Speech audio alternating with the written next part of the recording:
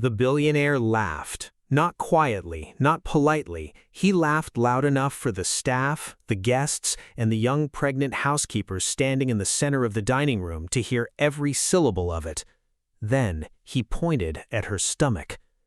Maybe if you spent less time making bad decisions, you wouldn't be in this situation. The room went completely silent. The housekeeper lowered her eyes. Her hands holding the tray she had been carrying when he stopped her did not shake. That was the thing people in the room would remember afterward, that her hands did not shake. At the far end of the dining table, the billionaire's mother stood very still. She had not moved since her son began speaking. But the way she looked at him, after 30 years of looking at him with the warmth of a mother who has chosen him above everything, was different.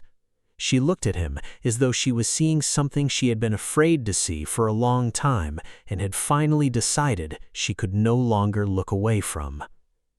3 weeks later, everything Marcus Hargrove owned would be in question. Not because Clara fought back, because Eleanor did.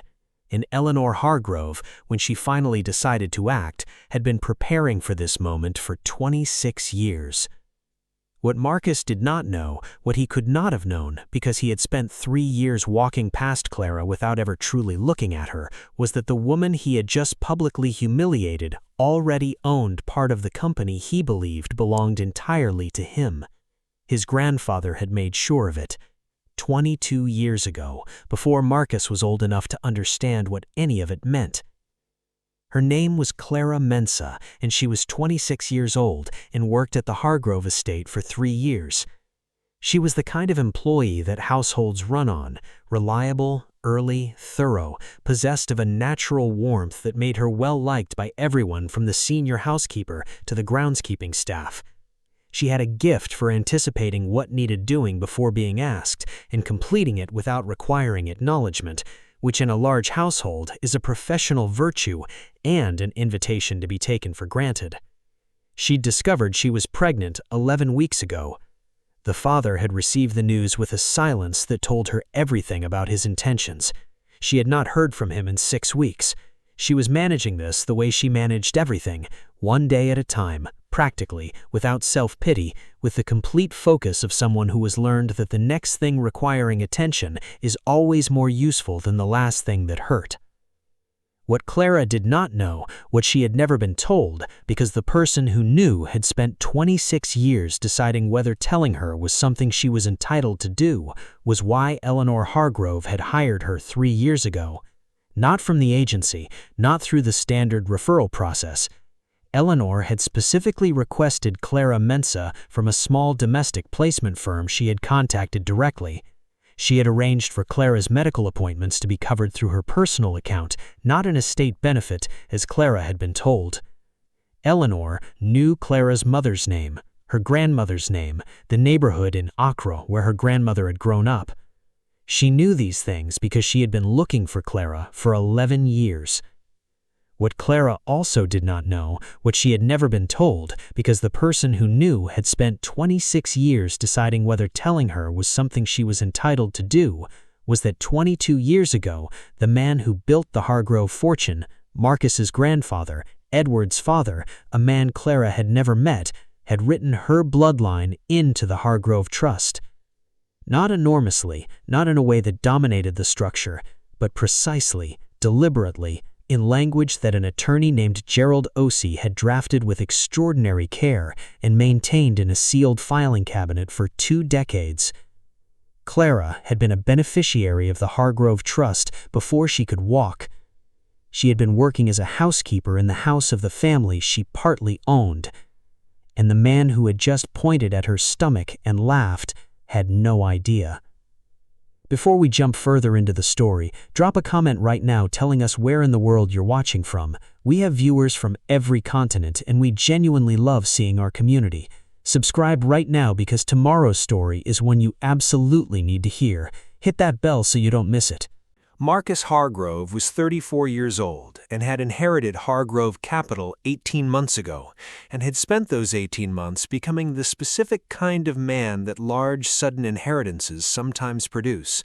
Not cruel by nature, but made cruel by the intoxication of authority without accountability. He was intelligent. He had his father's intelligence. What he lacked was his father's understanding of what that intelligence was for. He cared about image in the way of someone who has not yet been tested and therefore believes that image and substance are the same thing. His girlfriend was Portia Ashford, 32, polished, possessed of the clear-eyed assessment of someone who knows what they want and pursues it efficiently. She had been with Marcus for 14 months and had identified him before they met. Portia disliked Clara from the first week. Not from any specific incident, from the instinct of someone who reads rooms well, and had identified that Eleanor Hargrove looked at the young housekeeper differently than she looked at anyone else on the staff. Portia did not know why. She did not like what she didn't know. People like that always create problems eventually, she had told Marcus 6 weeks after meeting Clara. It's better to keep them at a distance. Marcus had not asked what she meant by people like that. He had simply begun keeping Clara at a distance. What neither of them knew was that Eleanor had heard this conversation, and had noted it, and had added it to the list of things she was watching. The dinner party was for 12 guests, 3 of whom were business partners Marcus had been cultivating for a new acquisition. Clara had been managing the service coordination when she lost her balance slightly, just enough that the edge of the tray caught the back of a chair and produced a sound that drew attention. Marcus looked up. He looked at Clara, at her hand steadying the tray, at her face flushed with the discomfort of someone who has caused an unintended interruption. He looked at her stomach, and he laughed. "Clara," he said, in the tone of a man performing for an audience, "perhaps carrying trays at this stage are beyond your current capabilities." A few guests smiled uncertainly. Clara said nothing. "I mean," Marcus continued, warming to it, "maybe if you'd made better choices, you wouldn't be waddling through my dining room at 6 months pregnant." He glanced at Portia, who offered a small, approving smile. Some people just don't think ahead. Clara stood in the center of the room with the full attention of 12 guests and 7 staff members. Her hands did not shake. She looked at a point slightly past Marcus's shoulder and waited for the moment to pass. Portia lifted her wine glass and turned back to the conversation as if Clara had already ceased to exist. At the end of the table, Eleanor had not moved. She was looking at her son, then at Portia, then back at her son, with the expression of a woman who has been watching 2 people move toward a consequence for a very long time and has just decided she will no longer try to prevent it. After dinner, Eleanor found Clara in the kitchen. "Clara," Eleanor said. "I'm fine, Mrs. Hargrove," Clara said. Her voice was entirely steady. "It's not the first time." "No," Eleanor said quietly. "I know it isn't." She placed her hand briefly on Clara's arm. Then she went to find her telephone. She made a call she had been rehearsing for 11 years. Eleanor has made the call. What sealed records have been waiting in Gerald Osai's filing cabinet for 26 years, and what Clara already owns without knowing it, is the moment this story reveals everything it has been building toward. Subscribe right now and turn on the bell. Stay with us. Gerald Osai had been practicing family and estate law for 38 years. He stood up immediately when Eleanor walked into his office. "Eleanor," he said, "I wondered if this day would ever come." "It's come," Eleanor said. She sat down. "I need the sealed records, all of them." "All of them," he confirmed. "And I need to understand what activating the trust provisions would require." Gerald was quiet. "You're certain," he said. "My son fired her this morning, publicly, after mocking her in front of dinner guests 3 weeks ago, with his girlfriend's encouragement." Gerald reached for the filing cabinet behind his desk. He placed the folder on the table. Eleanor opened it. Inside were documents she had not looked at in over 2 decades, the life that had existed before her marriage to Edward. a chapter Edward had disclosed to her in the first year of their relationship, a chapter she had accepted because she loved him and because the child that described had been placed in circumstances that were, Edward had assured her, stable and complete. She had believed him. She had also, for 26 years, quietly maintained the account that paid for the health coverage of a woman named Abena Mensa, who had grown up to become a nurse in Accra and who had died 4 years ago, leaving behind a 22-year-old daughter named Clara. She had found Clara 3 years ago. She had brought her into the household because she did not know what else to do and could not bear to do nothing. But it was the second folder, the one Gerald placed on the table after the first, that contained what Marcus would eventually describe as the thing that changed everything.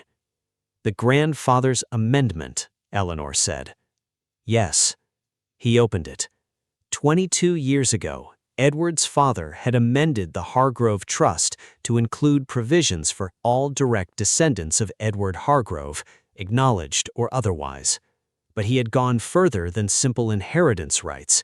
He had established a structured beneficiary position, a trust allocation tied directly to Hargrove Capital's equity structure, accumulating distributions over time, governed by specific provisions that required only one thing to activate: the identification of a qualifying descendant. Clara was a qualifying descendant. The allocation, accumulated over 22 years, represented a position in Hargrove Capital that Gerald verified 3 times because the first 2 times he did not believe the number. How much? Eleanor asked. Gerald told her. Eleanor sat with it. She owns part of the company, Eleanor said. She has owned part of the company, Gerald said carefully, since the amendment was filed 22 years ago. The position has been accumulating the entire time. He paused. She simply didn't know. And Marcus, Eleanor asked, has been operating the company for 18 months without knowing that a beneficiary position existed that predated his own. Eleanor looked at the folder. She fired her, she said. Yes. She mocked her. She reduced her hours. She delayed her medical coverage. She terminated her in front of the staff. Eleanor's voice was entirely steady. While she held a documented equity position in his company. Yes, Gerald said. Good, Eleanor said. I need 2 things. First, pause the quarterly trust distribution to Marcus. As co-trustee, I have the authority. You do, Gerald said. Second, prepare the full activation documentation. Everything Clara is entitled to. I want it ready before I tell her any of this. Gerald picked up his pen. And the board, he said. Let them wonder, for now. 4 days after the firing, Marcus's financial manager, David, called. The quarterly trust distribution, David said. It hasn't processed. What do you mean? Marcus said. Flagged for review by the co-trustee. Marcus called Eleanor. Eleanor told him calmly that she had paused the distribution pending a review of certain matters and would be in touch when the review was complete. She hung up before Marcus could respond. Marcus called Gerald a say. Gerald confirmed that as co-trustee, Eleanor had the authority to initiate a review and the distribution would remain paused until it concluded. Marcus called his own attorney. His attorney reviewed the trust documents and called back 40 minutes later. Your mother has the authority, his attorney said.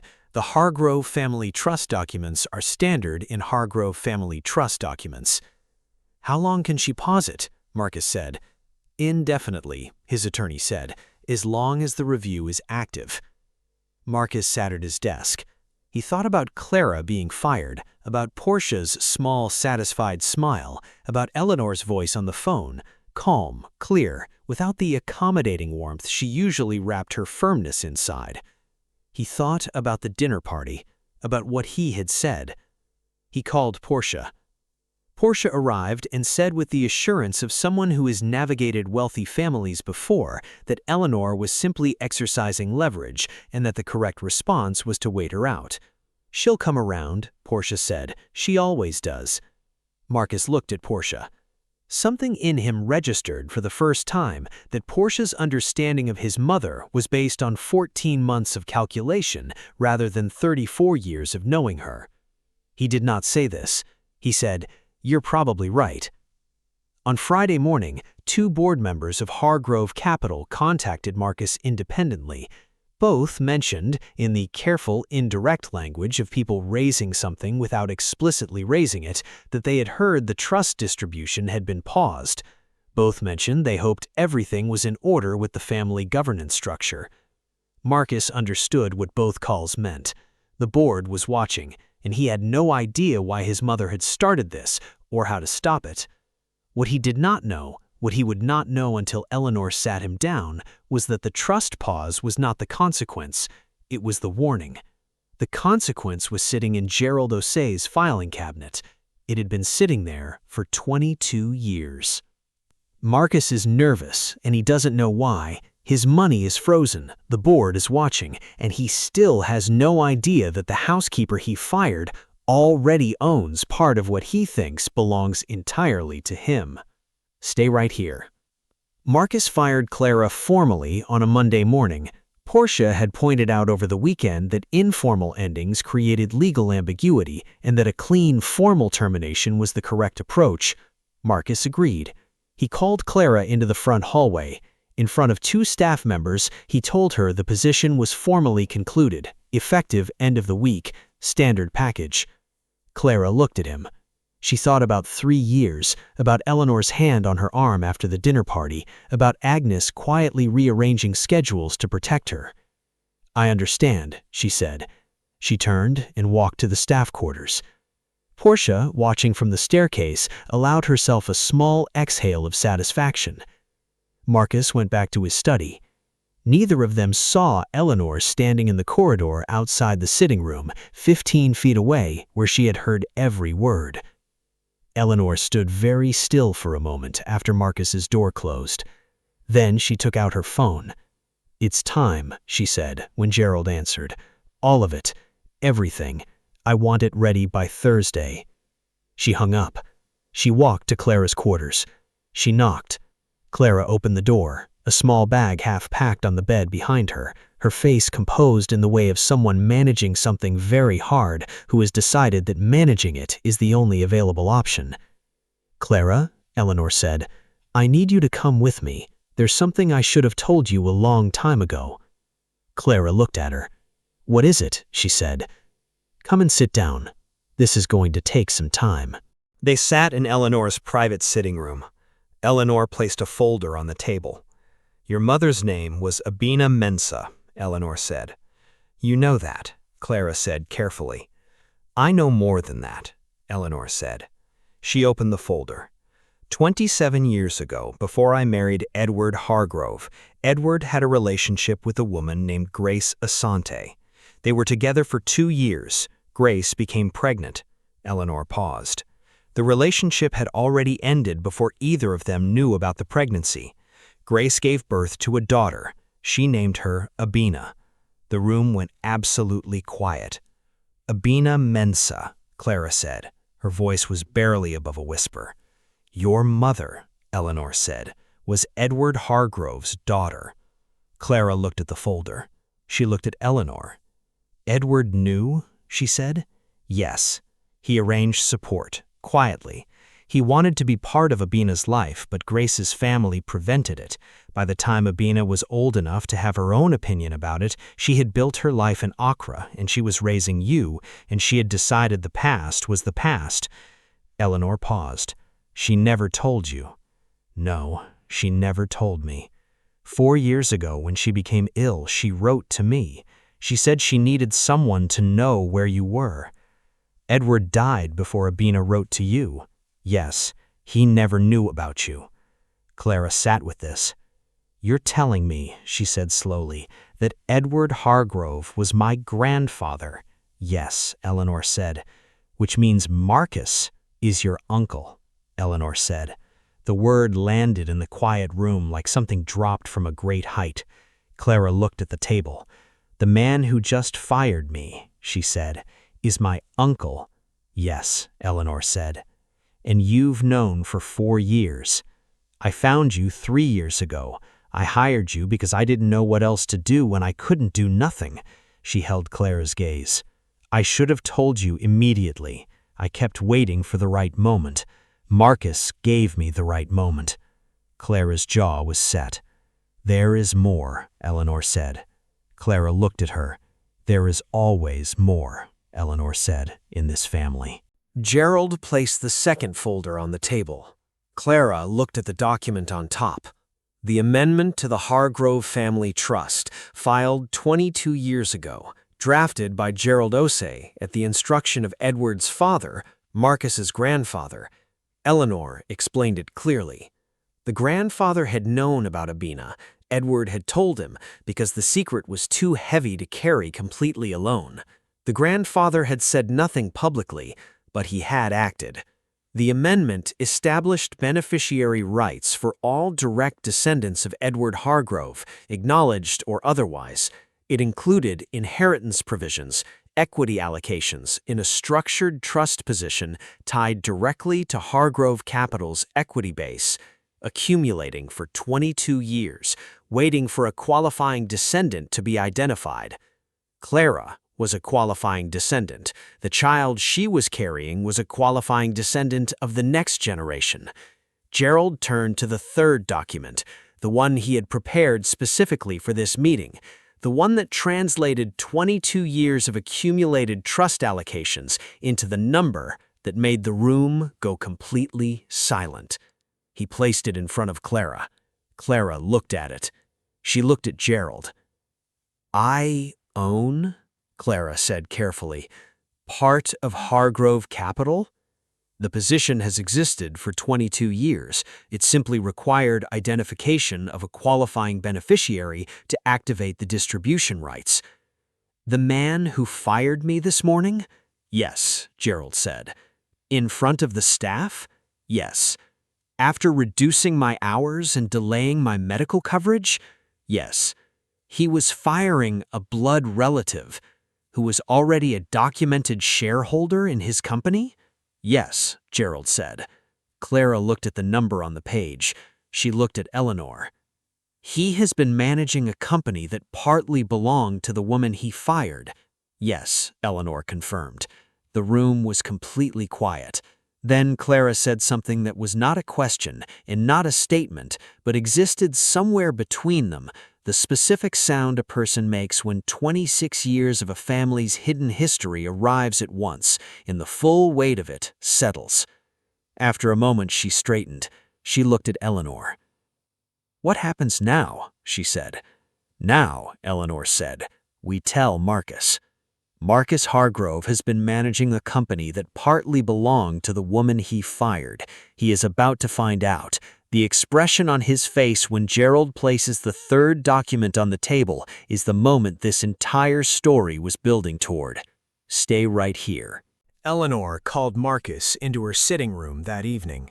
He arrived with the impatient energy of a man who has had a stressful week without understanding the source of the stress. He stopped in the doorway when he saw Gerald Osei. He stopped more completely when he saw Clara. Sit down, Marcus, Eleanor said. He sat. Eleanor told him about Grace Asante and his father in a pregnancy 27 years ago that produced a daughter named Abina. She told him about Abina growing up in Accra and raising a daughter named Clara.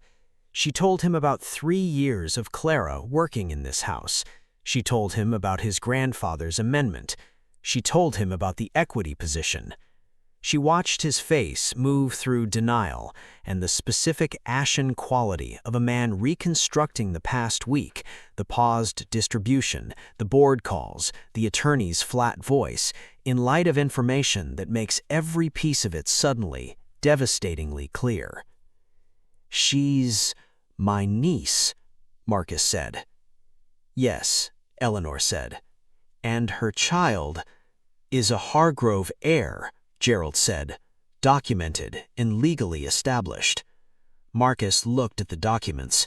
Then Gerald placed the third document in front of him.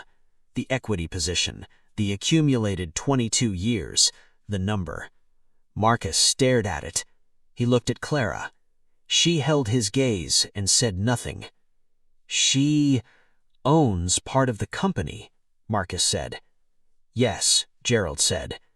She has owned part of the company, Marcus said slowly, before I inherited it. Since your grandfather filed the amendment 22 years ago, Gerald said. Yes. While she was working here, while I was... He stopped. He looked at the table. He looked at the document.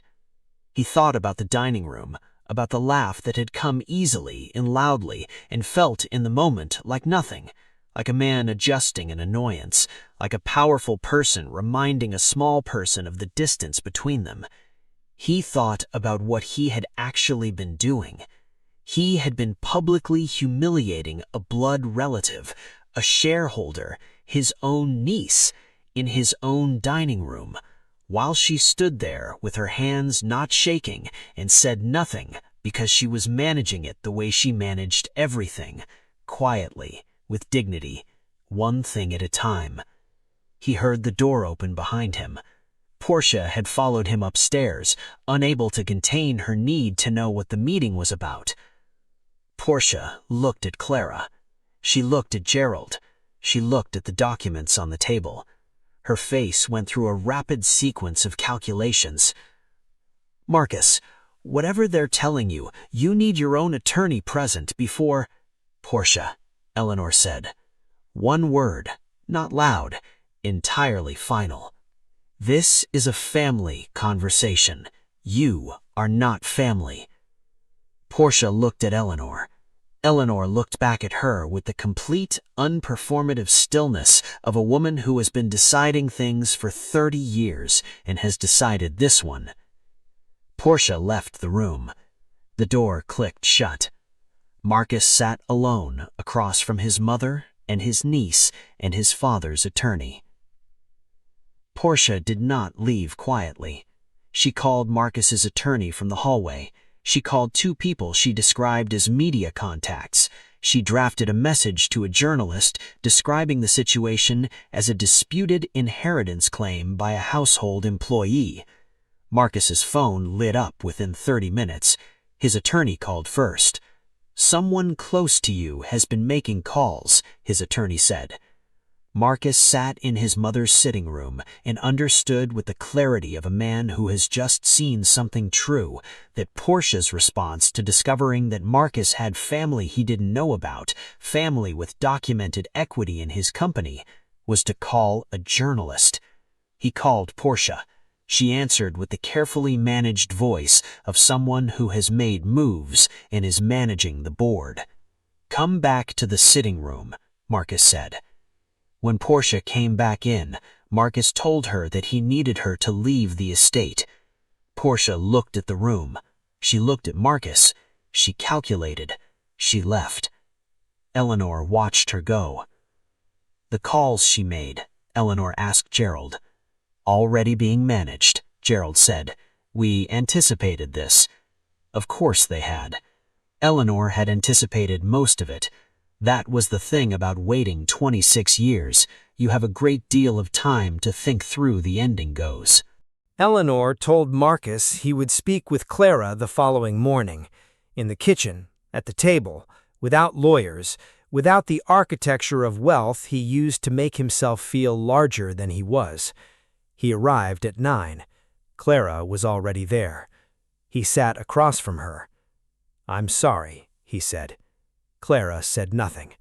"Not because of the trust, not because of what Gerald told me, because of what I said to you in the dining room, because of what I said in the hallway, because I treated you as though you were less than you are, and I did it in front of people, and you did not deserve any of it." He paused. "I'm sorry." Clara held his gaze. "I know that right now you are genuinely sorry," she said. "Yes," he said. I also know, Clara said, that you were not sorry in the dining room, or in the hallway, or in the weeks between those two things, when you reduced my hours and delayed my medical coverage. Her voice was entirely steady. So sorry is the beginning, it is not the end. I know, Marcus said. What comes after sorry is the part I am interested in. Whatever you need, your position restored, benefits restored, medical coverage sorted today, and the trust, everything the amendment established, completely honored without negotiation. And the baby, Clara said. Is family, Marcus said. The word cost him something to say. Is Hargrove family, and will be known as such. Clara looked at her uncle for a long moment. I'm not going to tell you it's fine. What you said in that dining room is not fine. Those things happened, and they will not unfine themselves because you were sorry and there were documents. She paused. But I am willing to find out if it can become something else. She extended her hand. Marcus looked at it. He shook it. It was not forgiveness. It was the beginning of the possibility of it, which was, as Eleanor understood from the doorway, exactly the right place to start. Portia's calls to the journalist produced nothing. Gerald had spent Thursday evening ensuring the correct version of events was available to the right people before any incorrect version could establish itself. The journalist called Marcus's PR firm and received a statement. The story never ran. Portia did not contact Marcus again. Marcus's attorney reviewed the situation and advised, in the flat voice of someone confirming something unpleasant, that the conduct toward Clara during the weeks of reduced hours and delayed reimbursements had created legal exposure. He advised Marcus to sign everything Gerald put in front of him. Marcus signed everything. The quarterly trust distribution was released the following Monday. The board members who had called with careful questions received personal calls from Marcus. Both expressed relief in the indirect language of people who communicate through tone. The estate staff did not receive a formal announcement about Clara's position. They simply observed, over the following days, that Clara was no longer in the staff roster, that she had been moved to the family wing, and that Mrs. Hargrove visited her every morning. Agnes, the senior housekeeper, said nothing to anyone. She had known something was coming for 3 years. She was simply glad it had arrived. The baby was born on a Thursday morning in April. A girl. She had Abina's eyes, according to the photograph Eleanor had kept for 4 years and looked at many times, in which she now looked at in the hospital room while Clara held her daughter and Marcus sat in the chair beside the bed. Clara had named her Grace. Not after Grace Asante directly, because of what the word meant, because of what she wanted her daughter's life to contain. Eleanor held the baby for a long time. She thought about Edward, about Abina, about Grace Asante, whom she had never met and spent 26 years holding carefully, in the way you hold the people your husband loved before you. She thought about Clara in the dining room, hands not shaking, standing in the silence while her son laughed. She thought about the call she had made to Gerald Osei. It's time. Hello, Grace, Eleanor said quietly. The baby looked at her with the unfocused intensity of newborns who have not yet learned to distinguish between things. You have a very complicated family, Eleanor told her, but you are very loved, and that, in my experience, is the part that matters most. Marcus looked at Eleanor across the room. Eleanor looked back at her son. He was not the man who had laughed in the dining room. He was not yet the man his father had been.